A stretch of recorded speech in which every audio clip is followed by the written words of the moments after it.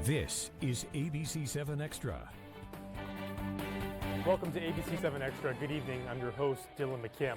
For the next half hour, we are going to recap all the latest developments with the District Attorney's Office, the accused Walmart shooter case, and embattled District Attorney Iván Rosales from the past week. And a lot has happened in this past week. On Monday, a hearing was held in the case to remove District Attorney Iván Rosales.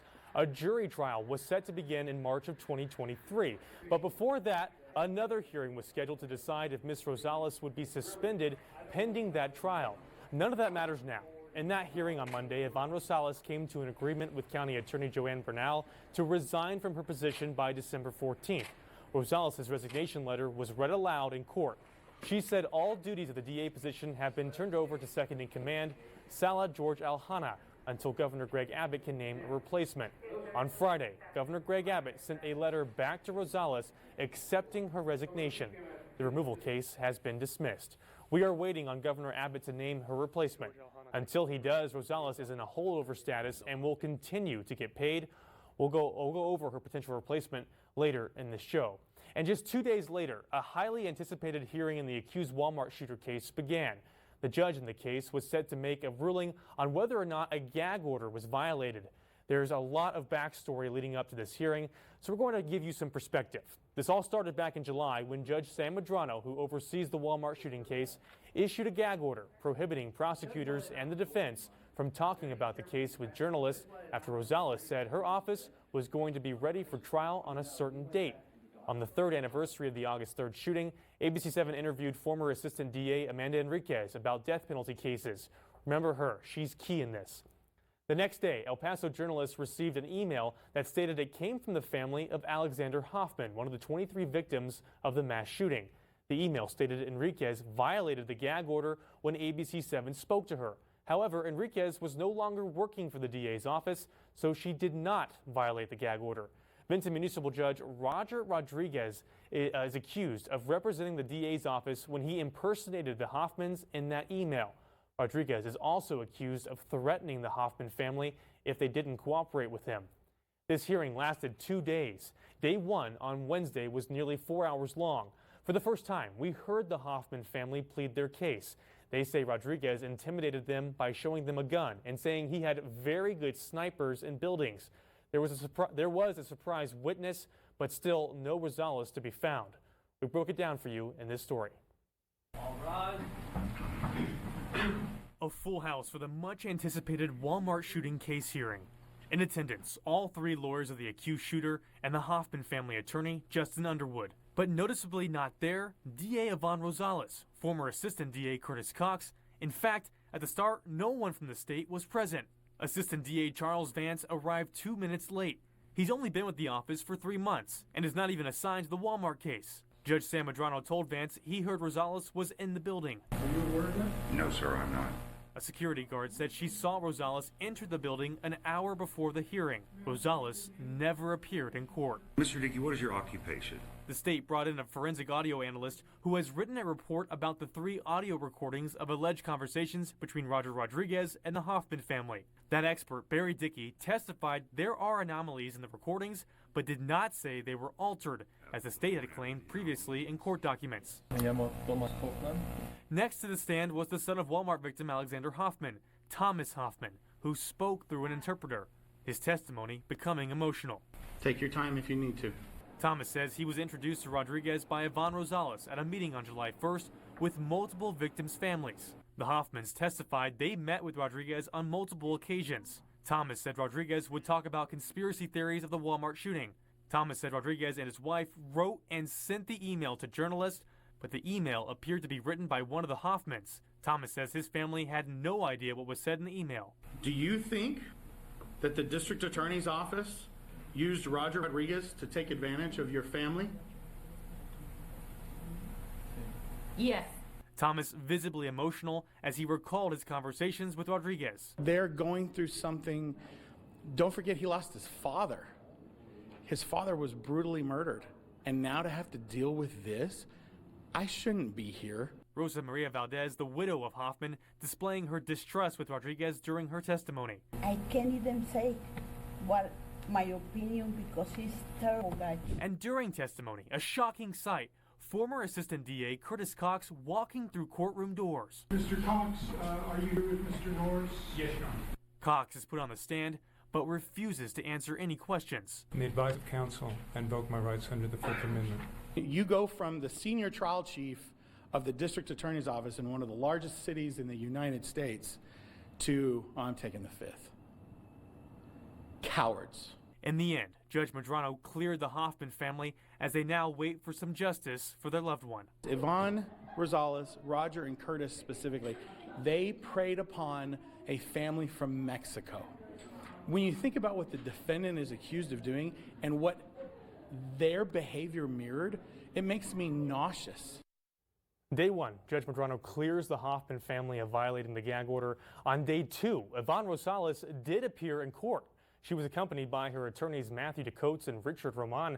DeCoates said making Rosales testify on the witness stand was harassment and objected to each question that was asked to her. In every response, Rosales pleaded the Fifth and chose to remain silent. Ultimately, the judge said he would look at all the evidence and make a conclusion on if the gag order was violated at a later hearing. Now, joining me now is the attorney for the Hoffman family, Justin Underwood. Mr. Underwood, thank you very much for coming on the show. Thank you for having me. And I want to start by getting your reaction to these past 2 days in court. What do you think about Ms. Rosales' testimony of pleading the Fifth?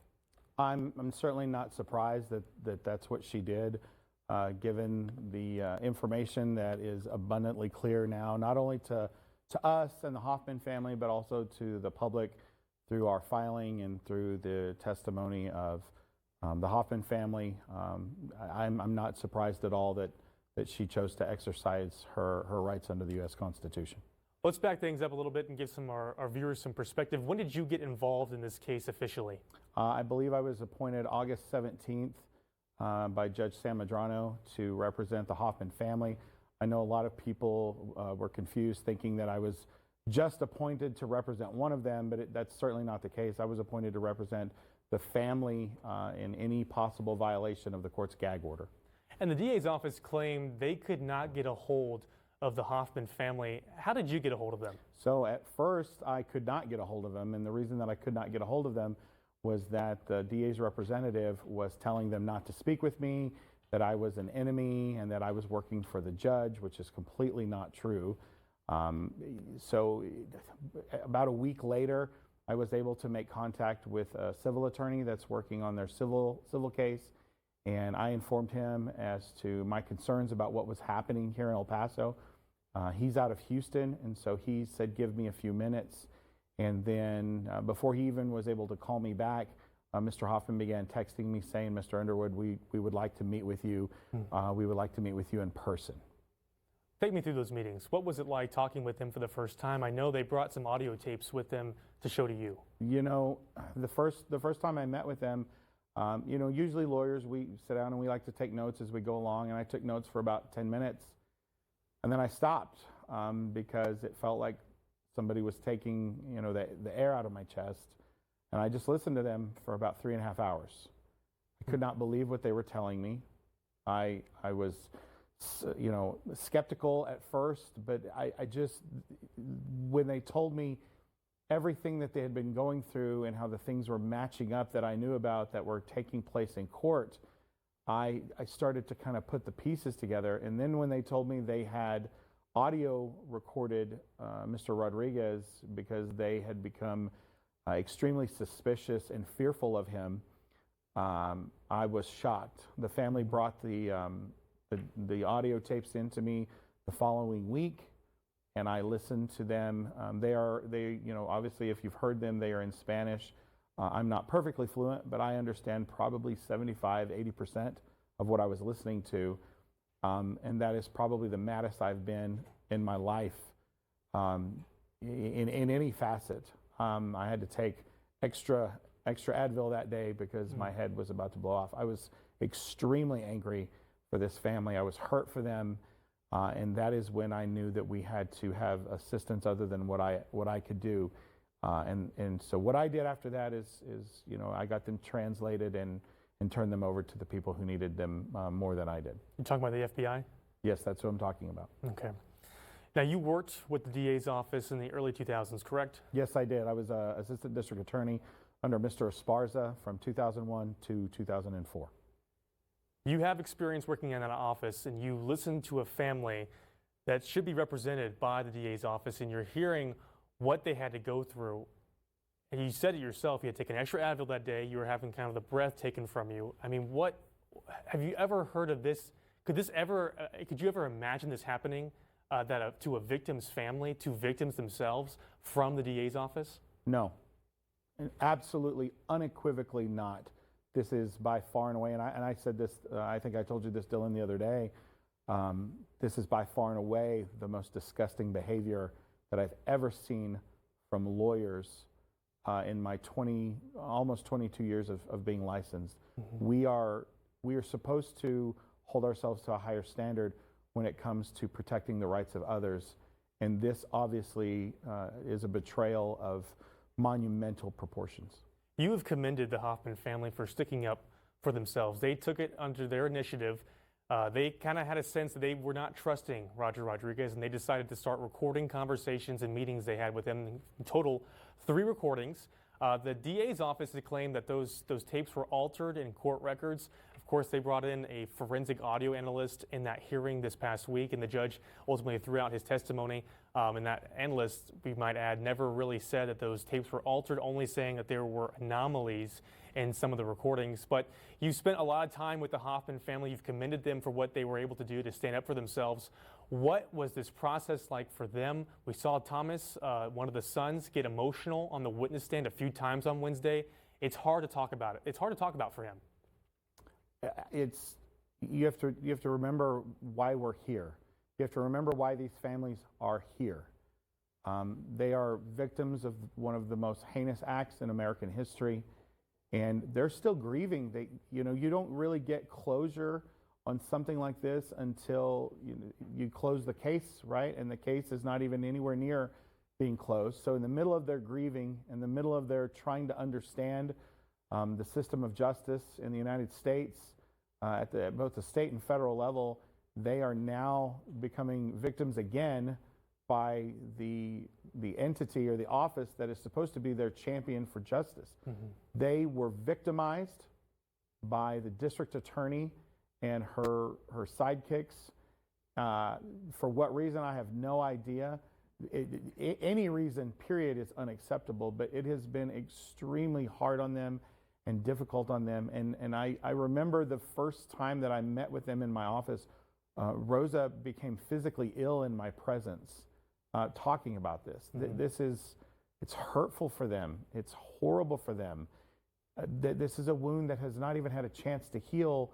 And the district attorney, through her actions and the actions of the others involved, just re-injure that wound over and over and over again.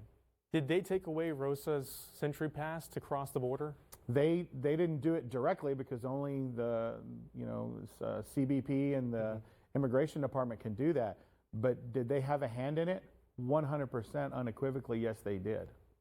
You have said that you feel former ADA Curtis Cox, Yvonne Rosales, and Roger Rodriguez should face some kind of felony charges. What can you be specific? What kind of charges could they face? I am not a law enforcement officer anymore. I worked for the DA's office proudly for this community quite some time ago. So that is not for me to say. That is not my decision to make. But if I was the district attorney, I would absolutely make sure that they were brought up on state charges, including witness tampering, official oppression, perjury. There are multiple felonies that I believe have been committed. But again, I think that we have sent that information down the avenues that we are responsible for doing. We're not responsible for filing charges, just providing information. And I feel like we have done that to the very best of our ability. The assistant DA who was in the hearing, of course, his name is Charles Vance. He's not involved with the Walmart case, but he was there to handle this issue. He said during closing arguments on Thursday that he doesn't believe Rosales put Rodriguez in that position. He thinks that Rodriguez was acting as a rogue actor. Do you believe that at all? Is there a way to connect Rosales and Rodriguez? I don't believe that, not for 1 minute. Let's go back to the email, right? The email media, well, let's go back before that, Dylan. Let's go back to July 1st when Yvonne Rosales introduced Roger Rodriguez to the victims' families as a member of my team or a member of my staff. She gave him access to these people. That right there starts it.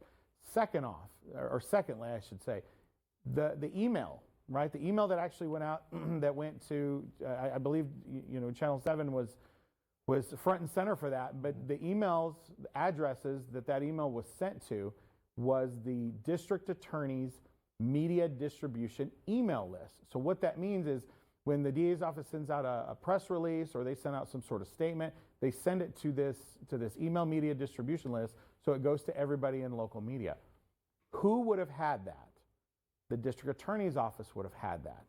It would have had to been given to Roger Rodriguez and his wife. It would have had to been given to them. Not one person in that office has the authority to disclose that information to Mr. Rodriguez, except for Yvonne Rosales. We'll take a quick break. You're watching ABC-7 Extra. Still ahead, we'll talk about who the man who is currently handling the duties of the office and the likely replacement for the DA position. Stay with us.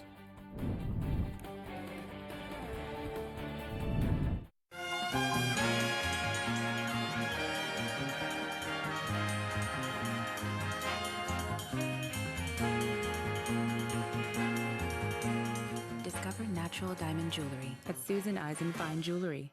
What if one day you went to your secret hiding place and instead of what you came for, you found this? What would you do? The truth is, all drug use comes with risk. Before drugs take their toll on you and your family, know that there is help. You can quit. If you or someone you love is struggling with drug use, call 1-800-662-HELP for 24-hour free and confidential information and treatment referral, or go to samhsa.gov/know-the-risks.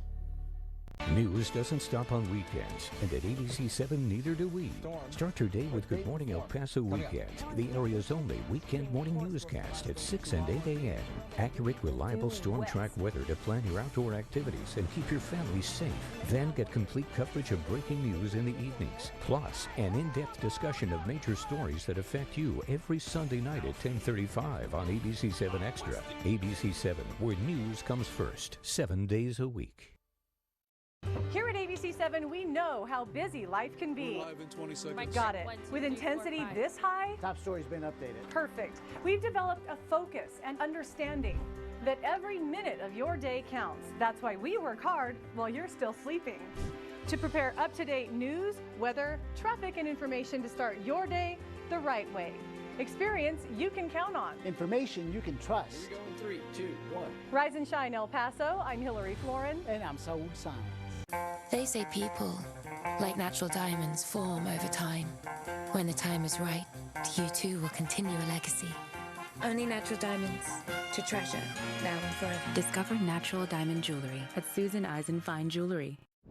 Welcome back to ABC-7 Extra. As we have said in our show, Yvonne Rosales has resigned from her position as district attorney. Governor Greg Abbott accepted her resignation, and in her letter of resignation, Rosales said in her second in command, Sala George Alhana, would take over the duties and responsibilities of the office. After the hearing on Monday, ABC-7 spoke to Omar Carmona. He's the attorney who filed the petition to remove Rosales from her position. We asked Carmona about Alhana taking over the duties for the time being. This is what he had to say.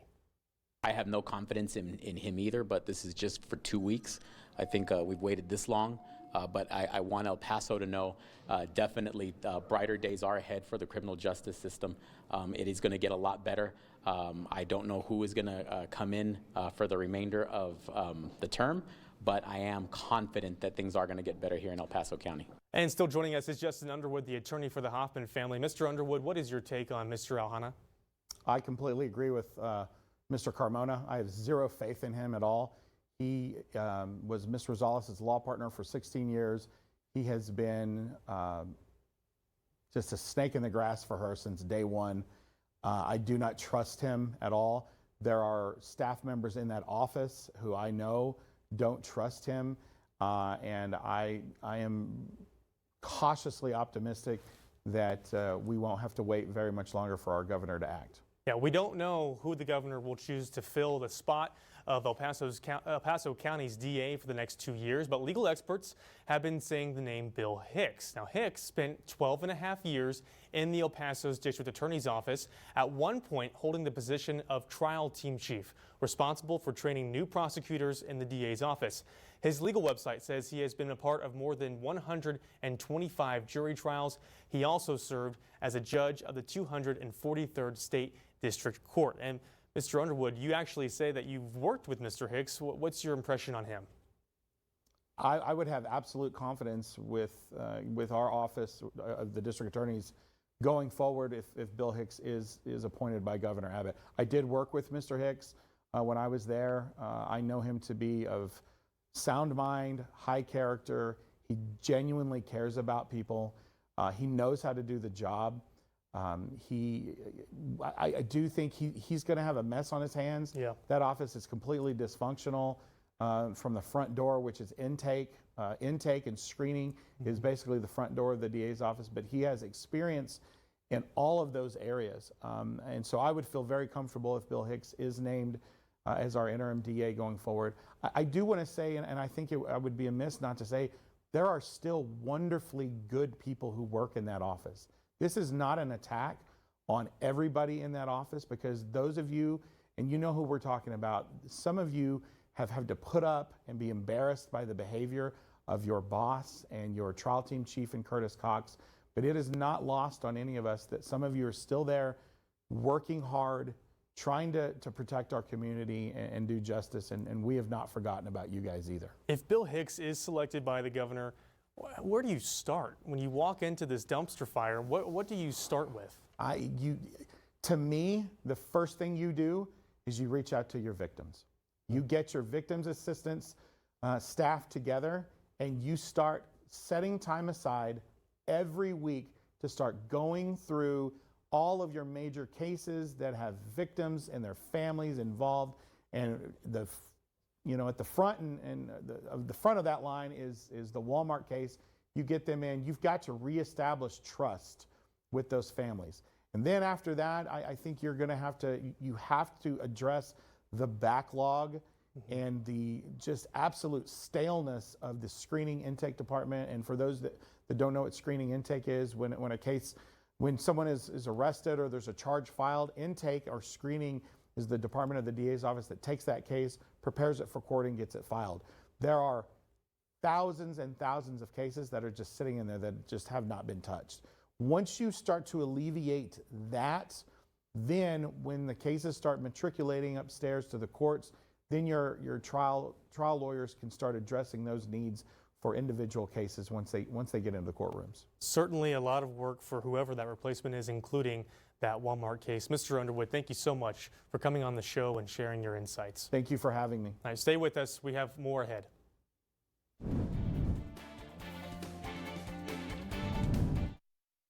The Voyager gazed in wonder. It was a time machine. Hello, anybody there?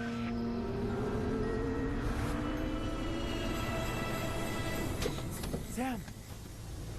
Hey, little brother. The time machine worked. Make this December one to remember. At Chevy, the holidays mean going places and doing things you love to do with friends and family. Visit your local Chevy dealer, and when you find your red tag, you find your deal. Then make the most of your time with the people who matter most. Find new moments, find new roads. Find your red tag and get $2,500 total cash allowance on all 2022 Silverado pickups with a 2.7-liter turbo engine. Chevy drives Texas. Find new roads.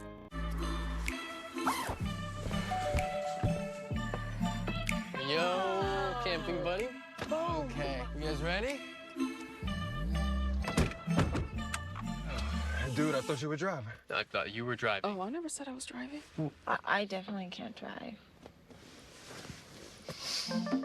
Okay.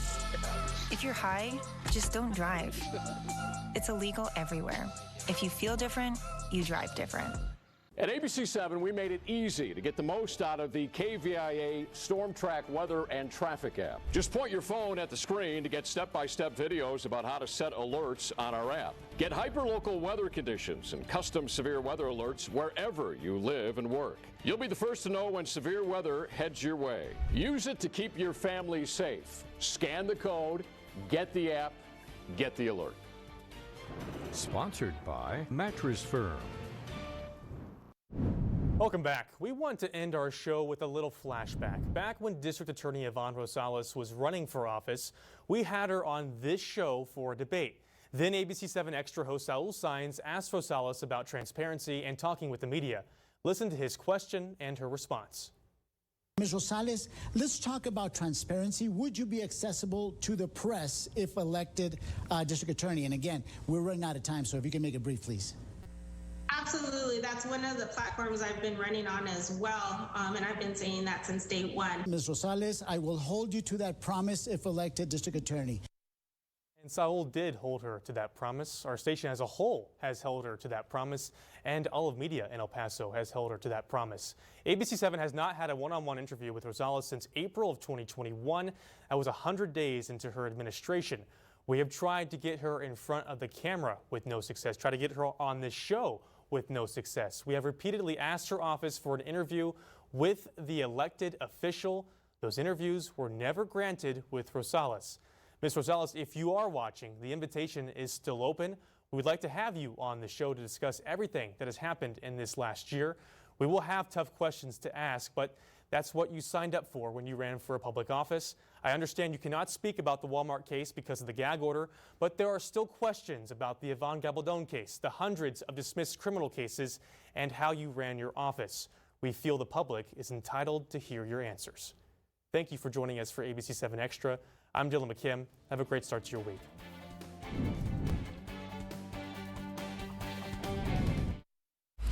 Thank you for watching. ABC-7 News is now available on any of these streaming services.